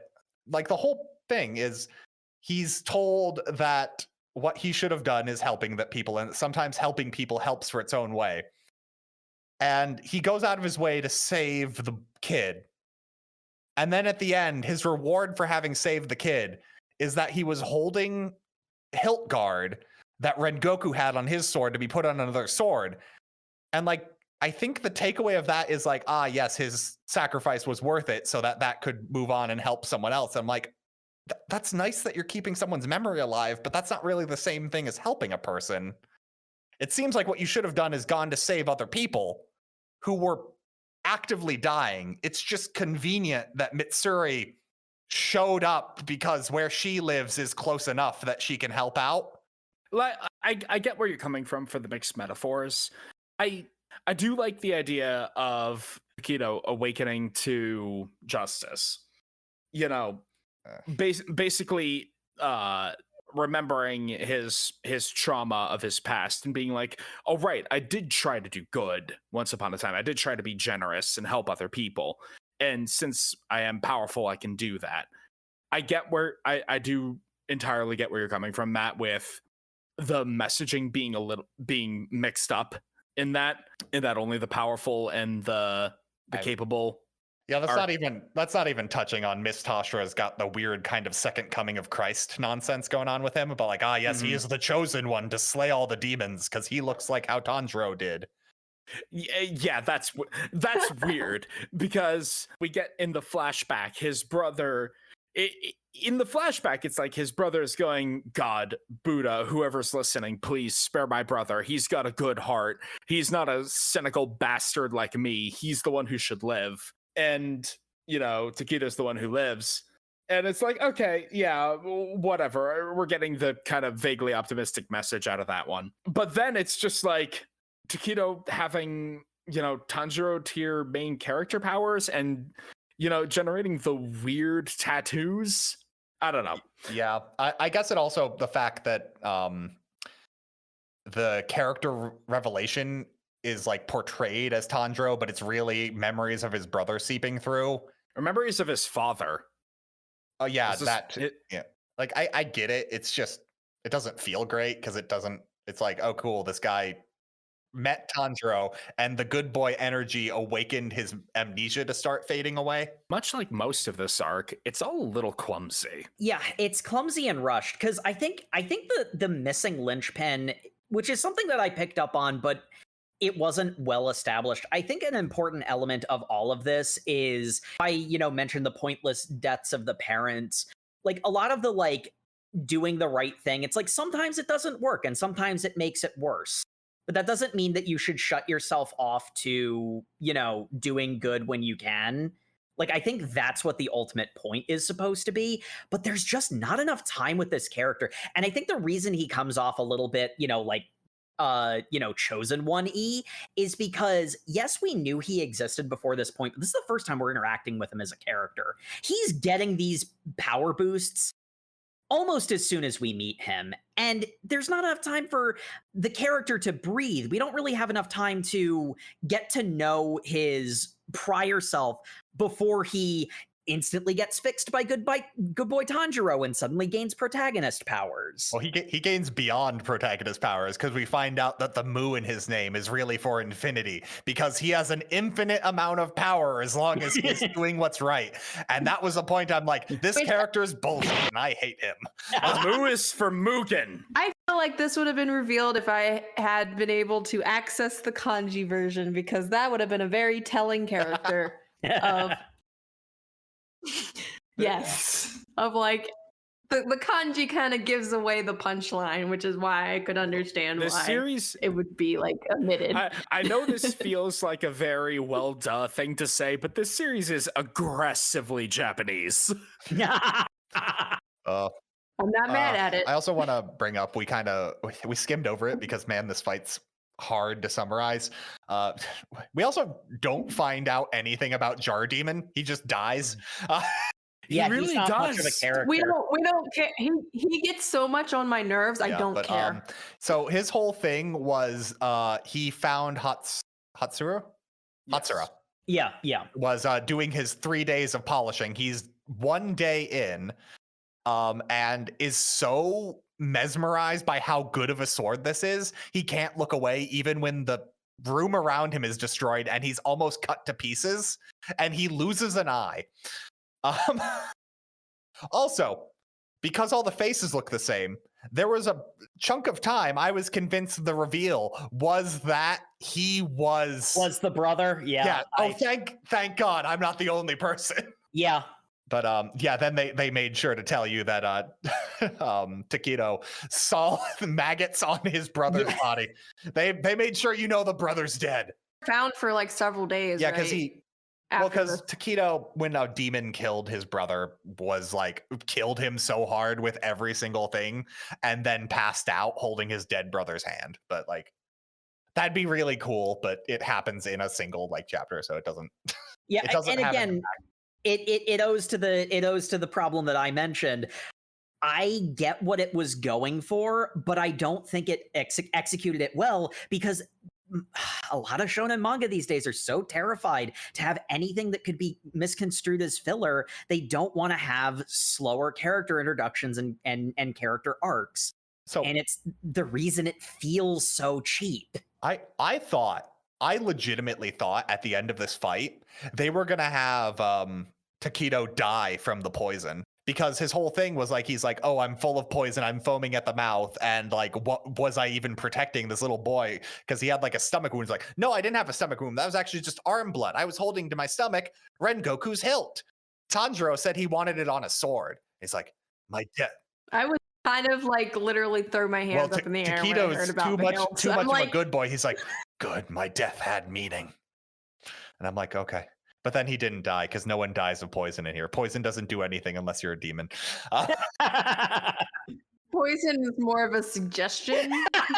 You should just try to be like Inosuke. They don't explain why he's immune to the poison. He just is. It's not important. He's just amazing. I think the thing about the poison is that particular poison just like dulls the senses and weakens you. It's not specifically a deadly poison because it never got called out as one. It is very much the case where my big problem with Demon Slayer is there are a lot of cases where it's like, no, this isn't a like deal-breaking problem, but like you do make me make excuses for you a lot, Demon Slayer. The fact that this fight's going on concurrently with the other fight, like it really just shows how much I don't care about the Miss Hashira. His like insult battle he has killed any tension this fight had. The jokes were good, but this is not a jokey moment, especially with how serious they were trying to take like his character. Like the idea is supposed to be behind that is that he's like reawakening to the humanity he lost. But that was not the way to express it. That missed the mark just outright. Again, I liked this because it was dumb and stupid, but that is me acknowledging it being dumb and stupid. From here on, it's a bit more straightforward because we just cut back to the fight with the main characters. The main characters where the 5 have fused into one, the hatred demon, and also cowardice or fear. Cowardice is the real main body. Everything else is a decoy for the main body. He's also very tiny. He is small. Very tiny. So small. He's so small a bullet can't hit him, and I'm like, dang, he figured out the one weakness of gun. At which point Gin was just like, well, I can't shoot him. Better never use this gun again, and threw it away. But we have, the Kamado siblings and Genya chasing after the main body. However, the hatred demon is too overwhelming a force for them to be able to counterattack. So wait, hold on. Did the hatred demon happen before or after Tanjiro got the power up that doesn't last? Oh, it happened after. Right. Tanjiro has Nezuko bleed on his sword. He doesn't intentionally do that, but you are right. Nezuko intentionally does it. Yeah, Nezuko. Yeah. Well, again, this actually kind of owes to something I mentioned previously. Nezuko's like, hey, my blood can light on fire. Here, Tanjiro. Like she's not speaking out loud because she's still got the bamboo gag, but she just grabs his sword and bleeds on it because she knows what it'll do. I love that moment for her. I completely forgot. Tanjiro has a sword that was just like sitting around. A completely black Nichiren sword that was just hanging around. Well, they have spares. Like that was something that he had been given. No, I think that was explicitly one of the swords from the training dummy that Takedo had broken off. Because it's like they'd have spare swords for when people's main swords is like, in the shop, as it were. I think you're missing the point here. I'm not complaining that the Swordsmith Village has swords available. I'm saying that this was just a random sword that we then get his ancestor memory flashback to like, yes, I had a powerful flame blade that would turn bright red when I covered it in battle. And then it catches on fire and it's just like, hey, my sword's bright red. That's pretty cool. How about that? There's that weird moment of Tanjiro having a memory of some random peasant girl saying, wow, Samurai-san, your sword is normally such a pretty deep obsidian black, but when you're ready for battle, it turns bright red. That's so cool. And Tanjiro's like, huh. Anyway. Guys, the expositioning's become diegetic. It really has. So Tanjiro has a cool fire sword that he uses for some cool attacks. It takes out most of the emotion demons, which is why they fuse together into the hatred demon. And then the fire goes out and he's like, well, back to a normal sword. Nezuko's off doing something else, but also Nezuko could just make it happen again. Nezuko's busy being entrapped by root dragons. Yeah, because the hatred demon has the power to turn trees into dragons, which admittedly, yes, very cool. I like it a lot. I'm glad someone else caught that because I was very confused what I was looking at. I think it's because the other guy had water as his element, so he has wood. Mm-hmm. Yeah. They had a water. They had a water, wind, wood. I don't know if they had a fire, but it's the classical Chinese elements. Is Punch Guy fire? He might be. He's fiery. Yeah. I would assume so then. The fused one has like the ring with the elements. Mm-hmm. Except it's the emotions, but it's the ring, like it's that imagery. Anyway, they're chasing a tiny little demon, and for some reason, they remember they normally did a thing where they'll slowly reveal the backstories of demons, and the cowardice demon suddenly goes like, "Don't pick on people weaker than you! Don't you feel pity for me?" As he grows larger in size. And that's about it. Yeah. We get a little bit later, but that's about the extent of paying lip service to this thing. With demon backstories.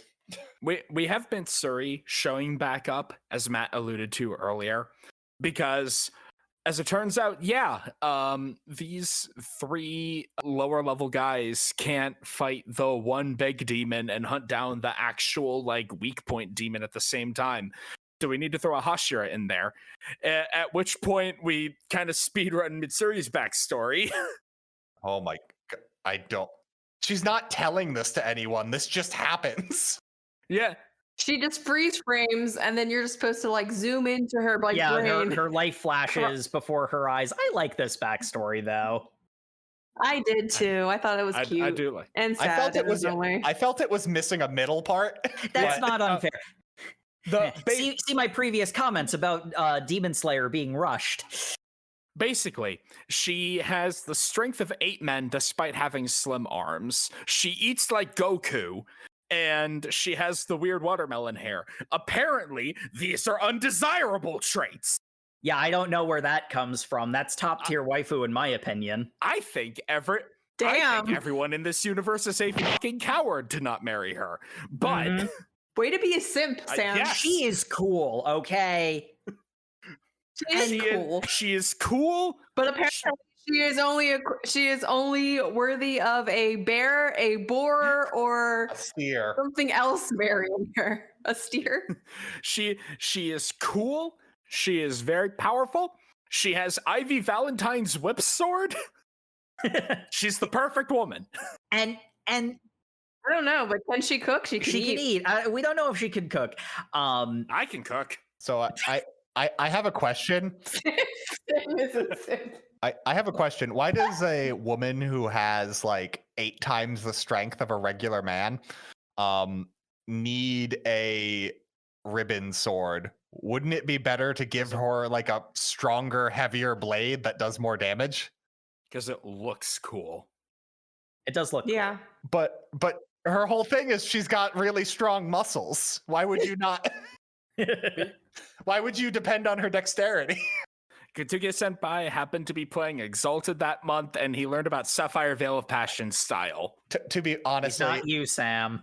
giving Demon Slayer biggest benefit of the doubt, probably that, and the fact that her breathing style is love style, is her purposefully going against her natural strength to be as feminine as possible. That was literally her entire backstory. Yeah. She did change everything about I missed that. she changed everything about herself to be palpable to others. I wish that Demon Slayer had a slower pace so that could be more over. You know what would have been great if we had the middle section where she joins the Demon Slayer Corps, because that's not there. It just skips from you can't be anybody, you've got to be like black-haired, prim and proper starving bride, to you're the best in the Demon Slayer Corps.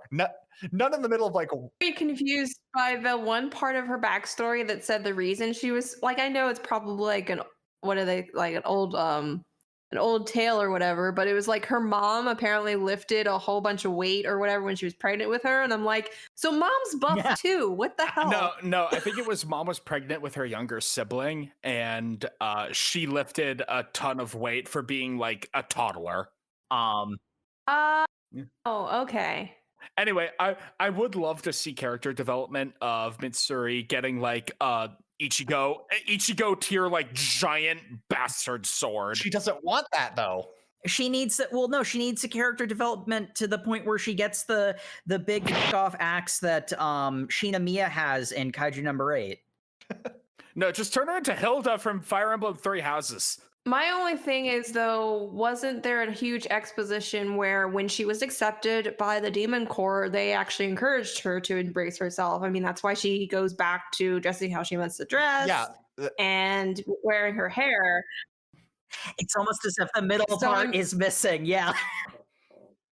So, I mean, then it could be her own thing of like, maybe there are just certain things that she wants to keep feminine and dainty, and other things she's like, I'm she also great. doesn't want a giant weapon because her breathing style wouldn't be compatible with it. So So I mean, this is a conscious decision by her, is what it sounds like. Yeah. There's more character here than is shown in what we saw, I think, is the important bit. I will say there is one weird thing about her that is the thing I like most about her is the way in which she is, because like all the Hashira are weird somehow, right? Mm-hmm. the way in which she's weird is that she is bizarrely relatable. The level of insecurity that she has, like, she's so overtly capable, but she also has this undercurrent of, but what if I'm not good enough? And, like, that's such a normal trait to have, which is weird in contrast with the other Hashira who are just wacky quirky or like have some kind of like supernatural bent to them. I like In other words, you feel like she's battling some kind of like imposter syndrome. Yeah. or Not to something. say, yeah. I like how she's got those like weird thoughts in the middle of it where she's like doing really well and she's really strong. And she's like, where Tanjiro's hesitation is, should I be hurting this living creature? Her hesitation is being this good and doing this well unfeminine? Like, am I looking too manly? And she's like, that's an insecurity that she can't get rid of. I'm just saying, if you would like open your eyes and listen to Tanjiro, he's down. Tanjiro is down to clown. Yeah. I ship it. I love them both. I want to see Butterfly Girl cry. Well, I mean, the fact is, I really feel like there's a kindred spirit thing going on between them, because don't they both really want to protect and save people at their heart of hearts? Obviously they have different motivations, but I feel like that with that kind of motivation they share in common, the fact that she is very sweet and very engaging with people, and he is also, very, very friendly himself boy. and tries to see yes, I feel like they would be a good couple. So yes, I would ship them. And yeah. I wish Demon Slayer was slow enough paced that we could have those kinds of character interactions. I do not see that happening. Yeah, because unfortunately Mitsuri comes in to like hold off any of the she's good enough to just completely kill the tension of this fight for them to chase after the remaining demon, because they take care of hatred. And like they do a good job of selling the idea that she's holding on, like she's the only one who can fight it solo, but she's holding on by a thread. Yeah, I'm with Jake on that one. She is 1v1ing the boss character for them to chase down the actual objective. And Now, I feel that's sold well enough. Now, with that said, I think it's worth noting that for my and Sam's opinion, it requires a level of buy-in, and I think Matt has justified maybe not trusting Demon Slayer that much, which, we have not refuted that point, so it is very much the case where I think this is just Demon Slayer appealing to Sam and I. Hey guys, since we're basically at that point of the story, it'd be a really good plan if I were an ancient demon and I wanted to attack places. I'd do so earlier than an hour before sunrise. You know what? This is the same plot line from like Demon Train too, and I'm just like, Demon Train made sense because they were asleep the entire time. This fight they've been in has a pretty concrete timeline because Miss Hashira was drowning for most of it. So you know how long this has been taking. And yet somehow it still took 8 hours minimum. Nope, they attacked an hour before dawn. There's no other way they've been fighting for 8 hours. Because they did that in Spider Mountain, right? They said, "Oh man, this fight's been going on for 8 hours." They don't even pay that lip service here. Yeah, I don't actually. Maybe I'm just not remembering Spider. I feel like enough. that's just a common like trope though that they do in like shonen, is like they battle for hours and hours and it feels like it's only been like 30 minutes. It's a common enough trope in any fighting creature of the night plot line. Like you see that in vampire fiction, you see that in this. And and Namek's going to blow up in 5 minutes. I just want to point out that would be completely fine if the Mist Hashira wasn't in a vat of water for the entire time of this fight, so it could literally. Well, Matt, it's magic water. Just go with that. He's got amazing breath cycles. He could probably hold his breath for 8 hours, I guess, is the feat we're gonna say. I'm giving them an hour. I think that's fair. I just think if I were a demon, I'd attack earlier in the night. Earlier in the night than that. So you're saying, so in summary, why isn't Miss Hashira brain dead? Yes. Well, technically he was. Okay, I think the other excuse that you can do is that the Mist Hashira's fight is shorter than the rest of the other fight. But again, that's giving Demon Slayer the benefit of the doubt, which Yeah. if Demon Slayer has lost your trust by that much, I will not blame you. Hey, Jacob, you know what the problem with that is? The Mist Hashira joins the other fight. He does at the very end. He throws the katana to Tanjiro. There's nothing connecting his fight to when he shows up, but I am stretching for Demon Slayer's sake. I am aware of that. Yeah. Matt's assessment is perfectly accurate and reasonable and does raise questions. I'm just gonna point out he left Tanjiro to go help the village, and then the first little boy he finds, he stops and fights at. So Yeah. No, I am. As in many cases, you can give Demon Slayer a big benefit of the doubt, which is reasonable and understandable. It's also reasonable and understandable to not give it that benefit of the doubt, which has been, we're setting the scene. They've the cowardice demon, Tanjiro, and Nezuko have all fallen off a cliff. Everyone else is like, we're not going down a cliff. That looks like it'd kill you. Tanjiro's fine because Tanjiro. he probably landed on Nezuko, but also he landed on a branch sticking out of the cliff because he's Drizzt Do'Urden and Jonathan Joestar and Link from Legend of Zelda. Regardless, what has happened is the cowardice demon is running away, but like stumbling because he almost got decapitated by Tanjiro, and like he's just like, oh no. Nope. The body did get decapitated, and he's like, I need to consume humans to regain my power. That happened after he fell, though, I thought, because the sword was stuck in his neck and he needed to finish. Yeah. And that's when they threw the sword they'd been polishing. And Hatsura was like, hey, you know how I said that'd take 3 days to polish? I've only polished it to level 1. Don't take my sword. And I'm like, okay, this sword's going to be some bullshit. And then the sword was some bullshit. The sword's going to be so much bullshit. Oh, yeah. But Tanjiro, we didn't mention this, but he took the lessons of Zenitsu to the heart and unlocked the power of Thunderclap Flash. Yeah, I forgot the damage they did to my boy in that Zenitsu trained on a mountain for years, and Tanjiro just thought, oh, that's how you do it. My technique now. Is a diet version of it, but look, the fact that Zenitsu isn't in this arc basically does kind of sting a little bit. This is the most Goku Tanjiro has gotten so far. Oh, man. Tanjiro beheads the demon, and he's like, wait a minute, why isn't it dying? It should be dead by now. Wait a minute, the tongue says resentment, and I can still smell the body of the main demon inside that demon. Oh no, it's not how scent works, but okay, Tanjiro. Oh no, it's chasing after some Swordsmith refugees who are fleeing. Oh no, but the sun is rising and Nezuko is here. I need to shield her from the sun with my body. And okay, I have been playing this up as a bit with my vocal tone, but I actually honestly really loved this part. Oh, I loved this. It's amazing. It is amazing. Nezuko realizes that defeating this demon means more than her own life, sacrificing her life for the greater good. She kicks Tanjiro off of her. Because she knows Tanjiro is not going to do this willingly. Mm-hmm. Yeah, she kicks Tanjiro off of her and sends him off with a smile.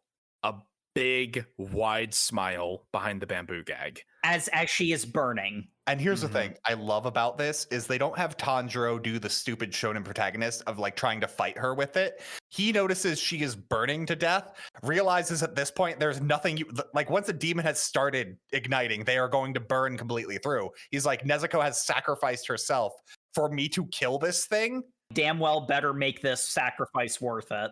There's got to be a metaphor in here somewhere. Tanjiro goes in, pierces the heart of resentment, and kills cowardice. Because the cowardice demon was hiding in the heart of the resentment demon. Oh, man. And then...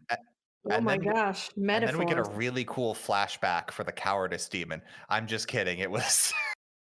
Now, there's a reason why I like this, and the thing is, we've gotten some longer and more elaborate flashbacks for other demons, but the thing, like, the cowardice demon, he's just an asshole. Yeah. Mm-hmm. So, like, he doesn't get a tragic backstory. We get the story of someone who bad things happened to him that were about 50% his fault. he took 0% of the responsibility and, you know, lived on a pity party until someone gave him enough power that he could, inflict things on others. You don't really need more than that. He's not someone who, tragically fell to demonhood via some elaborate backstory. He's just a jerk. I guess my thing is, like, in other arcs, the demon's backstory has been like a crucial part of the plot. And this arc I felt was missing a plot. And like, yeah, so like when there's no catharsis for the demon dying, there's no, like, Tanjiro just kills him because the catharsis is Nezuko's sacrificed her life to take out one of the moons. And I'm like, what a meaningful decision. It could have been connected to the demon in some way, yeah. Or something, but like, and then after Nezuko dies, and Tanjiro's just like, Nezuko sacrificed her so we could kill the demon. Oh wait, no, she's good. All right, I ain't gonna lie. Wholeheartedly, full-throated, I liked this. I loved this. I hated it. This was dumb. This was so dumb. This is no balls as a writer. This is admit, just take something. Nezuko goes full cars, walks unfazed in the sun, smiles broadly, and tells Tanjiro good morning. And I popped off. I leapt out of my chair. Yeah, because this is Very cute. this is the culmination of the character development I was mentioning earlier with Nezuko in the fight. She's progressing. She's moving forward. She's becoming better than the affliction. Like, she's not human. She's not like fixed, but she's better. Yeah, no, I absolutely adored this. Listener, I'll direct you to one of our previous Demon Slayer episodes where I said if Nezuko becomes some kind of goody two-shoes demon Jesus, I'll be unhappy. Just this is what's happened. which again, there is that level of Matt has made more than a few fair points, and there is a matter of taste that goes into all of this. Can we at least acknowledge the beginning of the next chapter with the demon doctor was bullshit? Yeah, Muzan's backstory was... Well, no, I'm saying the demon doctor. The demon doctor backfilling. Muzan's backstory was also bullshit. But you're talking about Lady Tamiyo. She's a doctor, yeah. Who is Yeah. also a demon. Yeah.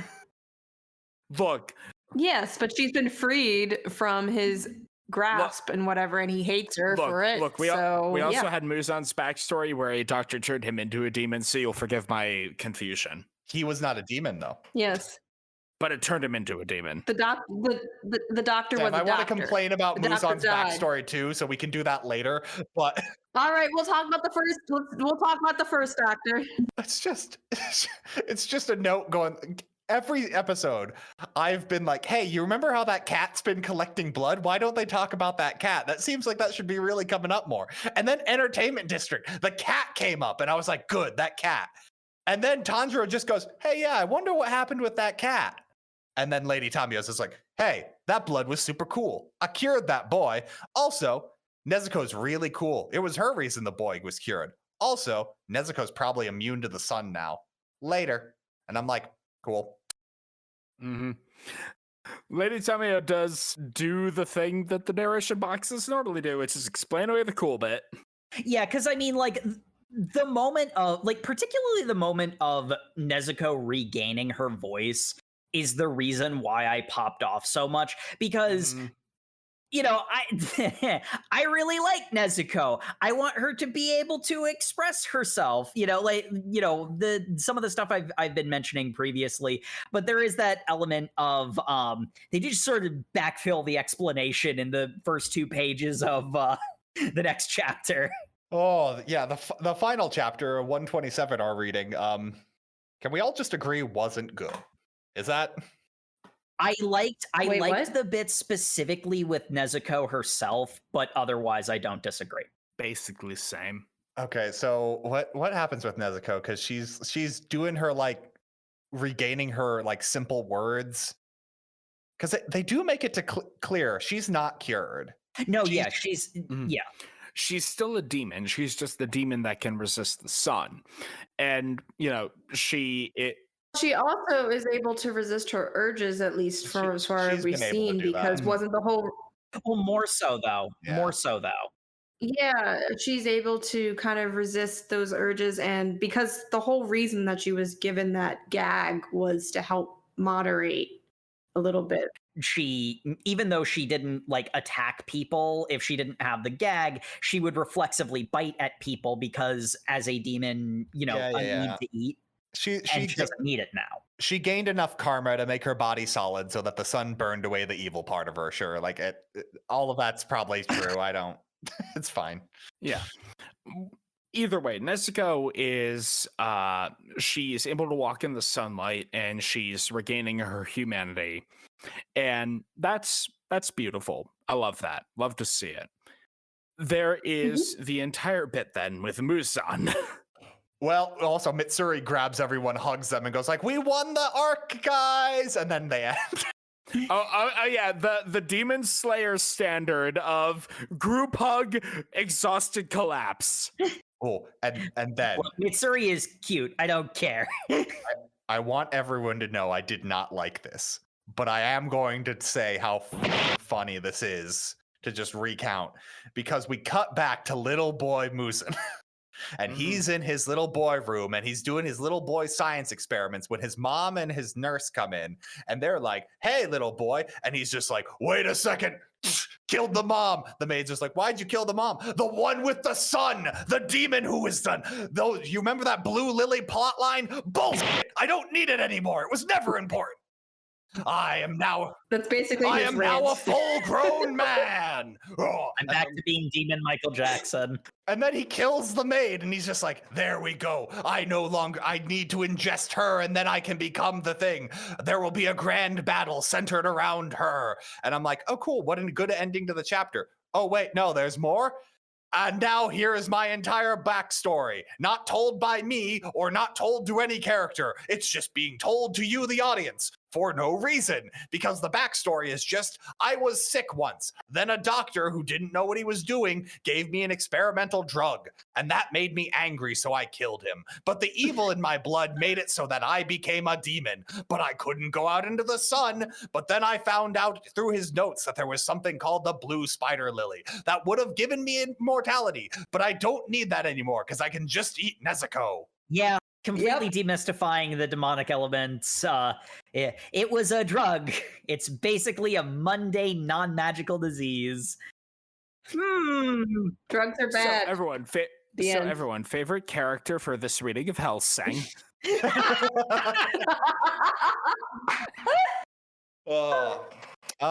Don't tease me like that, Sam. Matt here, I'll step up. The only person I didn't actively find a problem with this entire time, Mitsuri, pretty great. I really enjoyed her. She was a bright of sunshine here. I didn't mind when she kind of just expositioned herself back onto the scene because I was desperately looking for someone to root for, and she was there. Yeah, my favorite fight is whenever she did something, because I also didn't have complaints with her fights. I'll second Mitsuri for more optimistic reasons than Matt. I think she's really cool.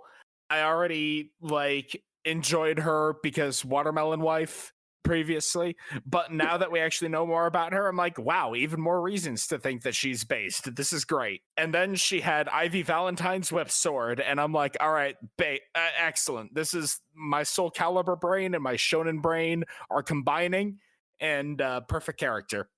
Actually. Oh, so when's the wedding, Sam? As soon as I find out how to manifest characters from fiction into real life. It's getting there with AI tech. Matt here. I do want to correct myself. I changed my favorite fight to when Tanjiro fought a robot. Because Tanjiro fought a robot. That's the thing that happened. My favorite fight is when Genya shot someone. He's got a gun. Don't ask me specifically when. Just anytime Genya pulled the gat out, anytime he pulled out the Kimetsu no Glock, the Nietzsche run these hands. Tanjiro knew what a gun was. That's the weirdest thing. That's a good point. He was a hick. He shouldn't have known what that was. Genya with gun, my favorite fight. Genya trying to shoot a guy too Wow. small. Well, can't be hit by bullets. This gun was worthless to ever use. And then threw it away. Jay, how about you? Well, since all the good stuff's already been said, I have to say my favorite character in this reading was Genya, because yes. No, I genuinely do like Genya. I think I just like angry men. And then my favorite fight, I would have to say it is tied, actually. Obviously Genya with the gun was pretty cool, but I also thought it was interesting the division fight with the 5 or 6 demons. I know it was kind of scattered throughout, but the whole house fight thing, that debacle, I don't know. I don't remember their names, but Always that sign of a good was my fight. favorite fight. Yeah. Had a lot of action in it. So my favorite character was Genya's gun, obviously. No. Honestly, going into this, I really liked the sort of lateral character development from Tanjiro. But the more we talked about it, man, Mitsuri and Nezuko are also so high up there. It's such a hard choice between the three of them. I would have to say, just to be different, I'll say Tanjiro, but like all three, like it sort of changes by the moment, which I prefer, because like seeing Nezuko grow and like be overtly rewarded for the character growth and not have that explained by text boxes was really freaking great. Mitsuri is like, I love how relatable she is. Like it's so weird that her Hashira quirk is that she's the most normal one, but I love that about her, and she's just a fun character. And you know, I mean, honestly, like I like the places where Tanjiro's good boyness failed, you know, both in a comedic sense and in a more serious sense, where he's, you know, like things aren't quite clicking for him yet. You know, it shows that he still has more room to grow further. A favorite fight, it's a bit of a brief one, but I actually liked Tanjiro fighting the bird version of the multi-demon outside the house.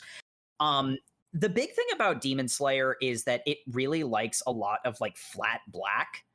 And if you're reading it quickly on a deadline, that can sometimes make some of the fight scenes a little confusing. The fact that certain characters have literally identical faces in this particular fight didn't help that on occasion. You know, when it goes hard on dynamic fight scenes, it goes hard on dynamic fight scenes. And if I was reading this at my own pace, I think I would have enjoyed a lot of the fights a lot more.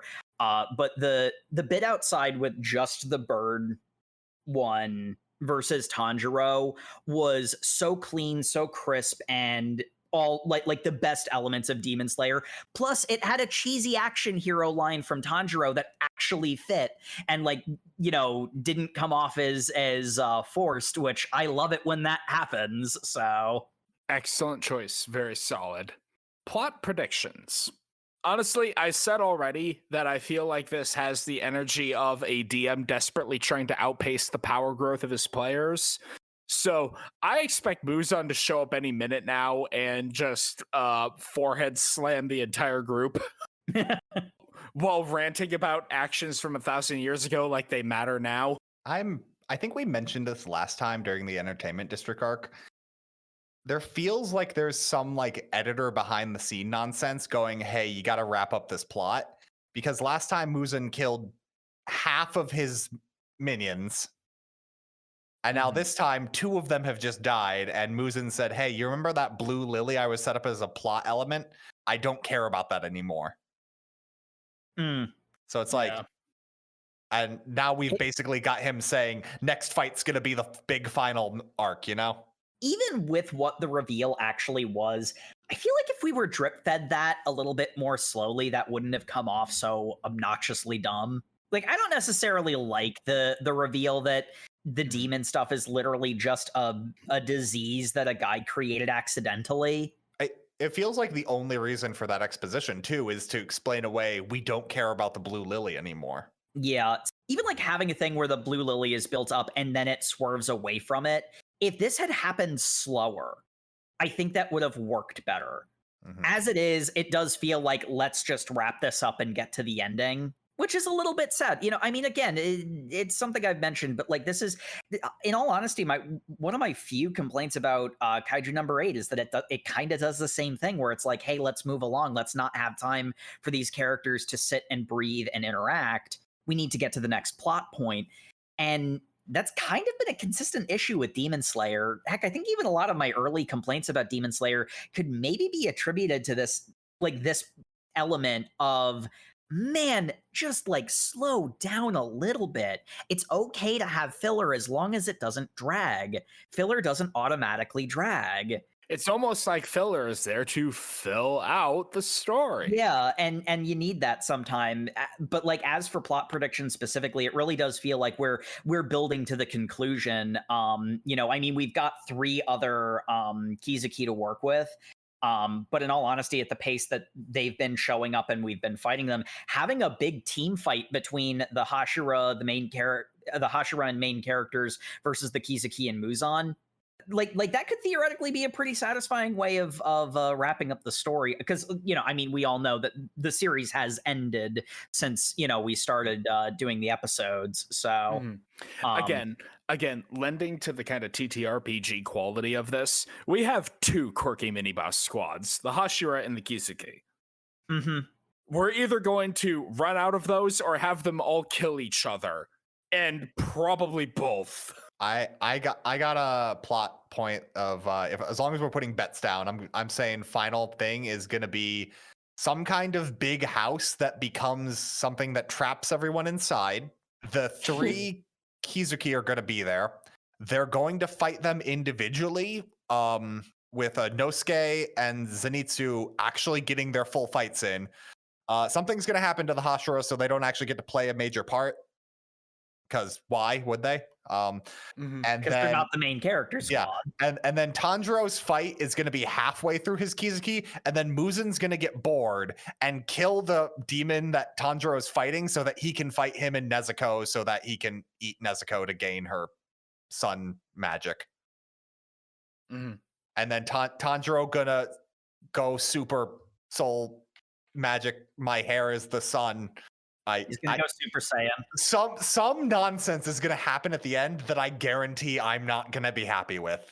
I am at that point with Demon Slayer. You know what? Fair. Jay, do you have any plot predictions? Sure. So I feel like, I know this is not true. Obviously, there's so much more left. How are they going to drag this out?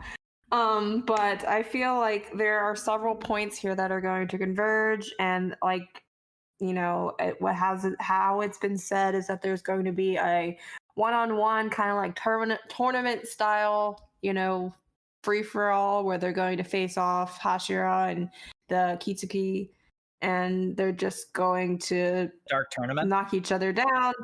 Yeah, Dark Tournament, because we need to have a tournament arc. It's been so long since we've had one, apparently. You can't not have a tournament arc. Yeah, at that point, are you even a manga? Are you even a shonen? The initiation into the Demon Slayer core of the tournament arc. It kind of was. That's what I mean. It's been so long. Tournament arc. It's been too long. Got to bring it back around. So yeah, I can see that. And then Mugen being at the end and trying to, use the one-on-one as a distraction. Haha, I don't need you anymore. Wipe out his own team again. Do some evil monologue or whatnot. Dr. Lady's probably going to come back and say, "Hi, I've developed a cure that will destroy you." And poof, everyone gets reverted. Or they all die. Killing Muzan would cure them anyway. They think. Fair. Yeah, I don't know anymore. Now that we know it's just a blood disease, yeah, but also, wait, hold on. No, Muzan can just kill people by thinking about them real hard. So yeah, that's sort of why I don't like the fact that it's just a blood disease now. Unless they are freed from his influence, because theoretically he loses control over them. I don't remember how the doctor and her protege became free. They didn't explain it very well. That's how. Yeah, so I feel like it's going to be some kind of cure of that nature, of like, you are now independent. By the way, this also cures you of your bloodlust, because we didn't exactly elaborate on it, but she did bring up the fact that she cured this boy that didn't have to die by putting him on a similar diet to She herself. cured him in a single panel like that. Look, all I'm saying is that demonism being a bloodline curse is not going to be anywhere near as satisfying as the way that Harry Dresden killed all the vampires. Because, again, they've explained all the cool parts away. But that's my theory. There's going to be a tournament arc. There's going to be a convergence. There's going to be Muzan being Muzan and saying, I don't need you guys anymore. Haha. And that blowing up in his face because he is An inherently a caricature Because of a he's villain. Ganondorf. he's an inherently self-destructive villain because that's the most common way of writing villains. Because he's Ganondorf. Yep. Oh, you know what? I'm gonna put the thing that I would probably hate. That's probably that if it happens, I'm gonna feel justified here. Muzan is going to succeed in eating Nezuko when he's beaten Tanjiro at the end of a cool fight, and Nezuko is so pure it burns him to death, and then she is fine and a human. She emerges from the tomb. ashes of Muzan. You know, It's I the gotta fact tell that you. I can't. It's the fact that I can't refute you, Matt. Yeah, no, I gotta tell you, as much as defensive of Demon Slayer, even for me, that would be a bridge too far, and I hate it because there's a non-zero chance you might be right. I hope you're not, but I'm not gonna say you're wrong. Okay, let's wrap this up. Sam, would you continue reading? I think this is the first time in Demon Slayer that I'm gonna say not of my own volition. I think I would need to do it for the podcast. You would have dropped off during this arc if you'd been reading this weekly? I think so. It's just like when the main character is lampshading how derivative it is of the previous arc. Oh yeah, the full first section of the fight is just saying this was just like the entertainment district, and like he's not wrong. He's not wrong. And while I did really enjoy the fight, I said it earlier in the episode, but I feel they swung the pendulum too hard into, wow, that sure was dark. Let's do the goofy, cute thing again. Haha, experience catharsis now, audience. So yeah, I think I might have dropped it here. Not out of any sort of like, hatred or whatever, but just like, all right, this has entered a cycle I don't think I want to put myself into. Okay. Jacob, would you continue reading? For me, it's gonna be a yes. Largely because as critical as I've been of Demon Slayer, my biggest problem is I just wish there was more of it. A lot of the criticisms I have towards it is the fact that it is speedrunning its own plot. And I still have enough buy-in that I am willing to fill in the gaps that it leaves because I like the story and where it's going. I do think that reading this particular section, those problems kind of got magnified because life is busy and I had to read all of this in one sitting, which was not the best way to experience it. It got a little dense every now and again. So I think I would actually honestly enjoy it more reading it at my own pace rather than for the podcast anyway. But this is still on my list of things I want to try to read in between, the podcast required reading.